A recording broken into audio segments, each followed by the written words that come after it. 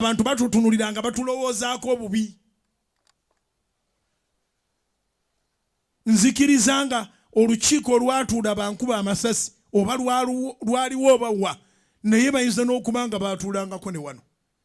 Kabe kasinga naye kakati nga bakyajja. Wabeera wajja ne bemumwaza talina kintu.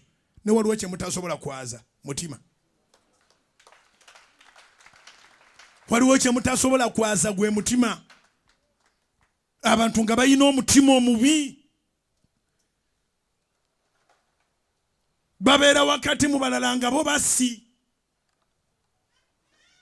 Bakkiriza obukyayi bwa Setaani ne bagaana okwagala kwa Katonda. Kale Katonda bwe yayagala ennyo ensi n'atuuza meeting mu ggulu. Awo kankwatewo ekigalo ng'omubuulizi w'enjiri tebakulimbanga nti abataakutonda bakutuuzaako meeting ng'eggulu terikulinako meeting. Kingambira akuliranye bwomulo kiwandiike.